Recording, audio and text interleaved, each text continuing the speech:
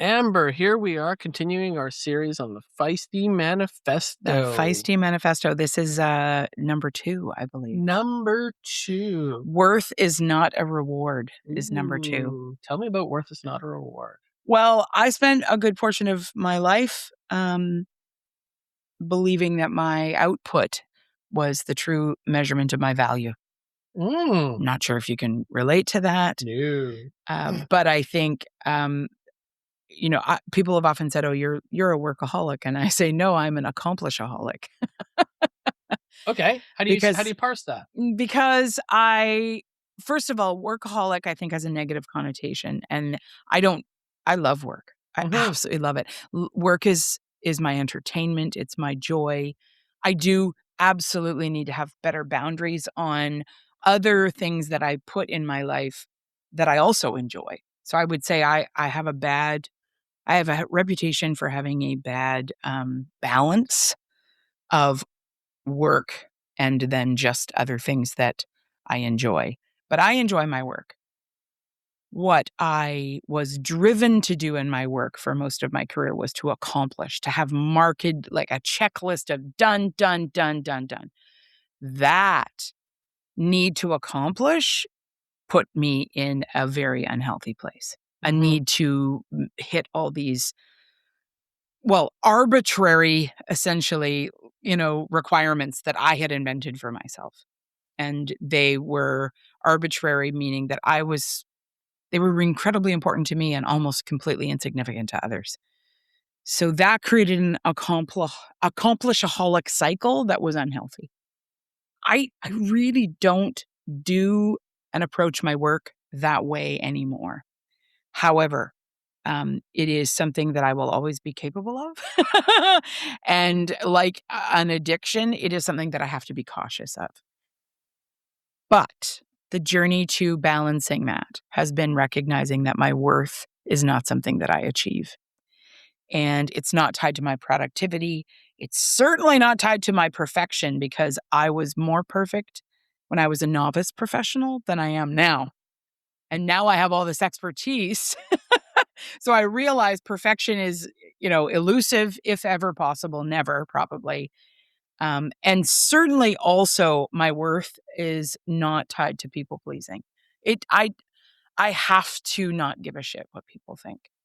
That doesn't mean that I don't value other people's opinions and viewpoints. It just simply means that will not motivate my decision making, and it certainly will not define my worth.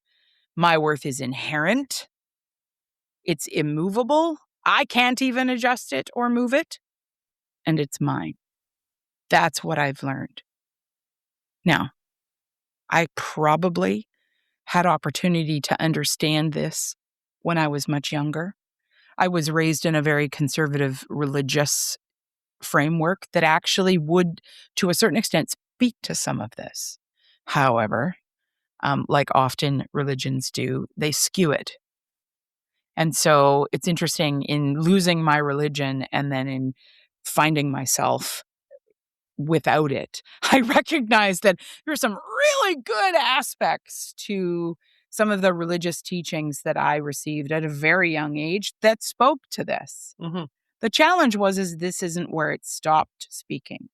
And so I got a skewed version of this idea that worth is inherent. And because of that, it gave me an opportunity to really recognize that if I, as a professional, thought to myself every morning, okay, I've got it. I've got it. What's it going, or what am I going to do with it today? That's a very different position to come from than to walk into a room and question, do I have it? What is it? Right? So for me, really owning my self-worth, so important. And it's very important as it relates to how I want to carve out my future. Because when I think about the decision making I make, the way forward in what I put my time and attention to, it's no longer in this accomplishing cycle. as much as I still accomplish, it's the behind the scenes why I'm doing that and why I feel motivated is very different. And I have a great ability to dream and cast a vision Mm, and build strategy. And I have wild thoughts and ideas about amazing things that I want to do. And the dreams will definitely be the reward. And they mhm. are the reward. But worth is not the reward. Worth is what I already have. So it's kind of like, okay, we got to settle that once and for all. Not suggesting that I don't still need to remind myself or have reminders of this. Of course Right. I do. But this idea that my worth never was attached to the recognition or the accomplishments that I've achieved. My worth was there right from the beginning. My Right. worth was the vehicle, unbeknownst to me, that was getting me there. Mhm. And so holding that now first has changed everything. I absolutely love that, and as you know, I too am a recovering accomplishaholic. In fact, we were just talking about that, in our last conversation, how I completely lost boundary and time writing, and, I'm paying the price for it today. What's interesting, you and I had this similar conversation recently, and we were talking about, and we don't have to go into too much detail, but we were talking about like s- falling into other people's expectations in our profession. So, Sure. for instance, our profession is littered with letters you can achieve behind your name and all this stuff. The pedigree, as I The like to the call pedigree, that's right. You like to use it, it. but I think it's really powerful when we show up and we act on what we believe in, even when no one's Mhm. noticing. And the ability to know that what we are doing still matters, even with when other people walk by that are more powerful, perhaps have more accolades than we do, and they don't even notice. That that lack of recognition from others does not make our contributions less impactful, less effective. Yeah, no, it's beautiful because 'cause you're bringing up, I'm my word, not yours, but perspective. Mhm. That, I often say my job as coach is to co-create with the person holding the flashlight to show them what they can't see. Right. You're right. It's over there. That's right. Did you have it? I mean, questions are my tool for figuring that out. Yep. But you brought up something, and it's kind of funny. I'm gonna bring up religion for just a second here. You talked about how, you were in a space of worship that brought in some ideas around worth. Right. And I remember, and I don't know if this was apocryphal or not, but it was talking about where did the word worship come from? Mm. And there's a version of it that says it's an old English from worth ship. Right. It's worth shipping this. It's so in other words, worth is somehow attached to what you take with you. Mm. So if accomplishment is not what we take with us, Mhm. what do we take with us that holds that space? Wow. I feel like I need you to reframe that and ask it in a different Sure, way, just sure. because I'm not sure how to. No, it's all good. Um, Accomplishment, Mhm. output, Mhm. uh, I mean, how many metrics or how I was many gonna say it's measurable. yeah, yeah, yeah. It's very measurable. It's You the either thing. have it or you don't. That's right. Black and white. So, Ah, as coach, I always come back to, you show me your reward incentives, and I'll tell you what your end result's gonna look like. right. Because we have so many things. It's like, we value integrity. Okay, yeah. Where's integrity on the performance evaluation? It's not here. Or we don't want, we want you to work collaboratively, not independently. I do see that you have individual matrix for each person that actually somehow inhibits collaboration because they'll make more money or they'll make more money if they like, and it's the systems we put in there Right. that again, I'm talking about performance worth, Right. which is tied to output. Right. But there's a lot of other outputs or a lot of other even metric systems that have nothing to do with output, Mhm. that have to do with how we show up. And I'm curious If I'm not in the around, boat when I'm paddling with my crew members, we can't paddle.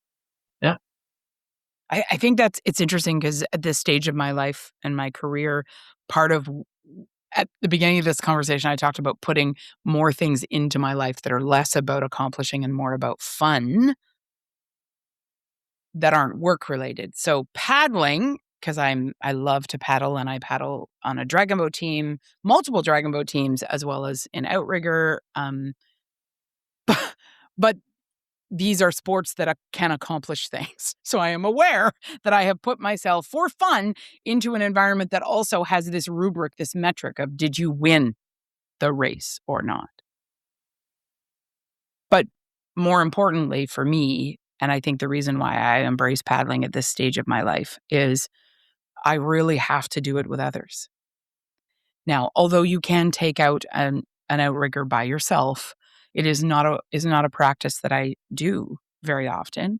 And so I am always reliant upon, at least in the case of a 6-man outrigger, I'm relying on 5 other people. Or in the case of a 12-man outrigger, I'm relying on 11 other people.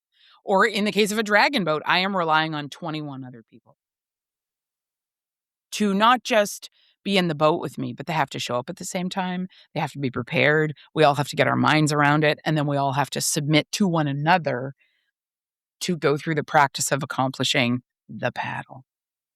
And like in the example you gave, that's automatically setting up a rubric for collaboration. Because I'm like, the boat ain't leaving unless the rest of you people get your paddles and get in. And so I think for me, even metaphorically, it's interesting it's so important to me now to have so much of my week spent in a boat with other people, not working technically, although arguably some of you would think paddling is work. I love it. So I don't think about, even as the sweat is pouring into my eyes and I'm, cursing the fact that it's either freezing cold or wicked hot, I still love it. Um, it is this collaboration requirement that I think that's the thing about what are the metrics. If we have self-worth, what that also then means is I think when we possess it and we understand it for ourselves, it means that we will look to the 5 other people in our 6-man boat and be so grateful for them and their presence and their value, not because we want to beat them at anything, but because we're just so grateful that they're there to collaborate with us to make the boat go. This idea of every individual having autonomy, their own value, their own worth, but then collectively choosing to put that together to work together. That's what I think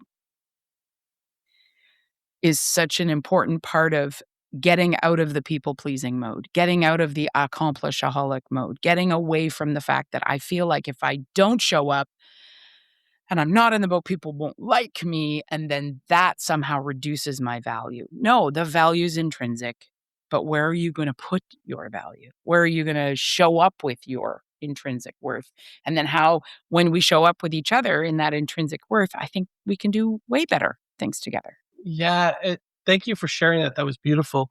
I've said it to you privately. I've never said it on the podcast, but I believe you and I are both people who are designed to be on the water. Yes. Okay, we flourish best adjacent to, oh my on, God, near, in. Yes.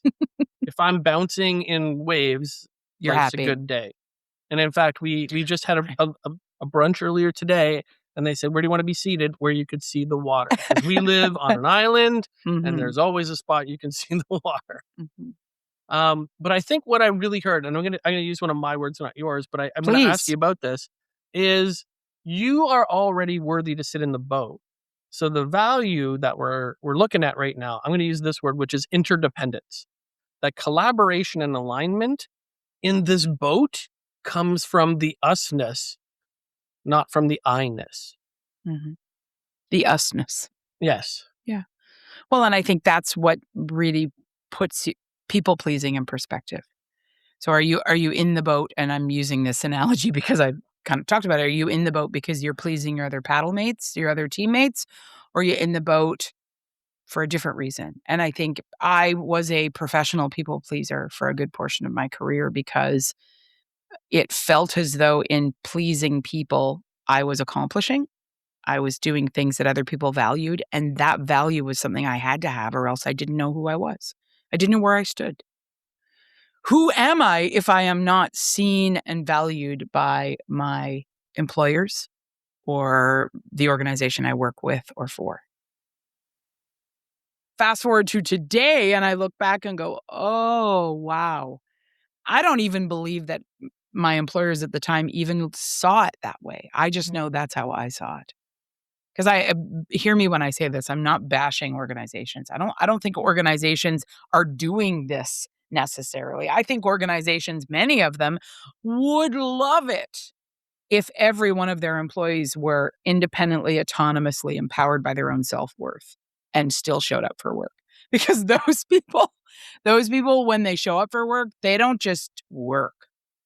They embody curiosity, creativity, collaboration, because they are not encumbered by having to please. And it goes back to even the first manifesto, which is, I'm not here to play small. Why am I not here to play small? Because I used to. Playing small means when you show up in the room, you're not silent because you're afraid of what other people are saying, whether they'll agree with you. You aren't silent because you know who you are. You believe your perspective is something to contribute, and then you're in that room to contribute it.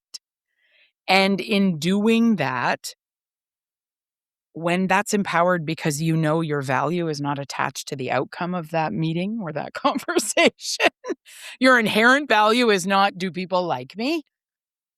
No, your inherent value is, I have that.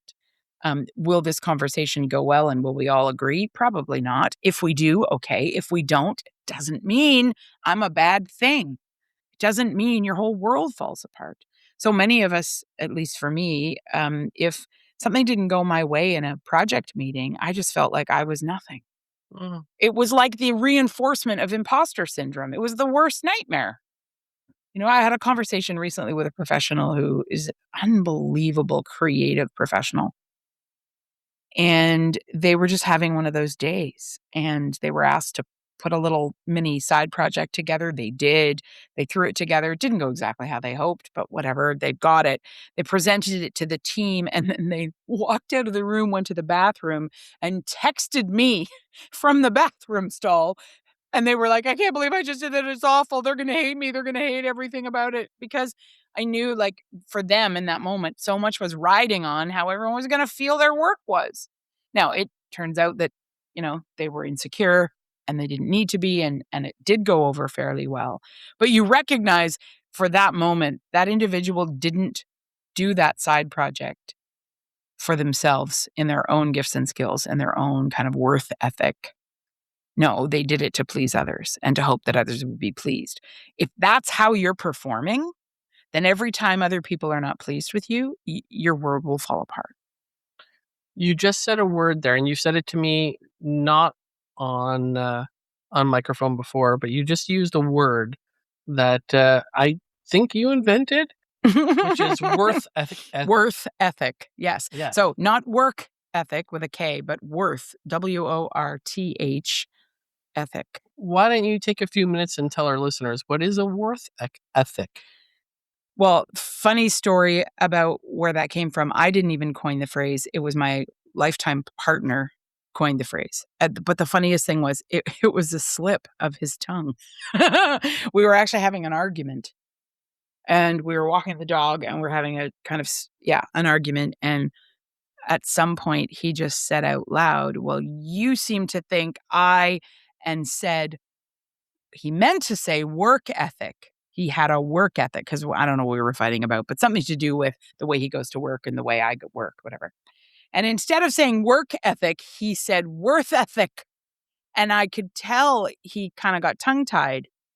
But when he said it, I was like, I remember saying, what did you say? And he, of course, shot back at me. He's like, well, it was, I meant to say. And I was like, no, no, no, no, no. I think I know what you meant to say. I actually want you to say what you accidentally said again. And he looked at me. And of course, we're in the throes of an argument. So he was like, what is your problem? But he said it again. And when he said it, I said, worth ethic. He said it. And I looked at him and I don't know, my eyes must have been the size of saucers. And it was the immediate end to the argument. And he looked at me and I looked at him, and I could almost tell on his face, he was like, "Oh, I said that." And I was like, "That," and in the moment I was writing, or I'd been asked to collaborate in a book, um, that was endorsed by Tony Robbins, and I wrote it with Jim Britt and a bunch of other tremendous professionals, and I was trying to think of, like, what am I calling what I'm writing about? And that was it. It was worth ethic. And so for me, what it meant was I don't wanna have a work ethic. As a work ethic professional, I'm an accomplishaholic. I'm constantly driving to check all the boxes and get more letters. But if I come from a position of self-worth that I already have that's intrinsic to me, and then I think about my work being I only show up in my work now based on my intrinsic worth. So that was my sort of play on worth ethic. It was like putting a brand new perspective on every reason I might ever accomplish anything. Mm. And so the accomplishment became less than the how is this work I'm doing showing up as an extension of my self-worth, of my value. And that, yeah, I coined the phrase worth ethic. And I wrote about it in this book, and very much it has obviously informed who I am as a professional. It's in the Feisty Manifesto. It will be in future things that I'm working on and writing on, because for me, that it's just this all powerful position to start from. And when first day when I'm teaching a class, I do 13-week cohorts. And students come in, they don't know me from anyone. And the first thing I talk about is you are all here already filled with gifts and skills and expertise. Um, you're already professionals, and you already know so much about what we're going to teach and talk about for 13 weeks. And I can see in the eyes of many of the professionals in the room, they're like, no, I'm not. No, I don't, because I wouldn't be here if I wasn't. And I'm like, no. I know this to be true. Even if you're unclear, it's a knowledge I have over you, which is that you have amazing gifts and skills. I really believe every individual human does. Y- our self-awareness of those things may be a bit scattered, but it's intrinsic. So right from the beginning, predisposing, we have that worth.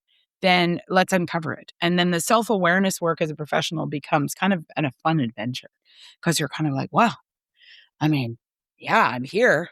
I've got a lot of goods. What goods do I have? And then it's this deep dive inside to figure out what they are. And in a 13-week journey, learning something, yeah, we're going to learn a lot together, but there's also so much kind of introspective learning to do. And that idea of having a worth ethic be the beginning of where you then decide, okay, now how am I going to spend my time and my talent? How am I going to use my skills and my gifts? How are they going to show up for me and for others? Because you already have all of that in you. That doesn't mean we can't learn. In fact, it should always be that we have curiosity to learn more. But from what? From a feeling of we're dumb and we don't have it, so we need it? No. You have great things. We all have great things, but it's how do those great things now show up as we learn about other things exterior to ourselves? And then how can we use that to sort of be that outflow of output, of project delivery, team collaboration, working together, being in a boat. One of the most important thing when you're paddling with your teammates is your timing. If you're not putting your paddles in at the exact same time and taking them out at the exact same time, we are not going to go as fast as we want to.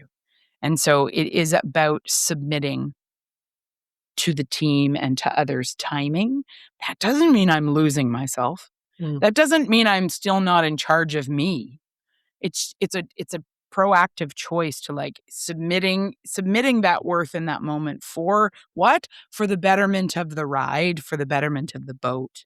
So if you think about that from a project standpoint, we don't make decisions that please us as individuals on a project in the team. We don't make decisions that please our interest holders individual to the team. No, we want to make decisions that benefit the project. And so that's amazing. And as we wrap up today, I just want to say thank you. Thank you. And I'm very interested to hear how our worth ethic and showing up is going to play when you show up, listener, for our next one, which will hit the third of the 10 Feisty Manifesto. Thank you. Thanks so much.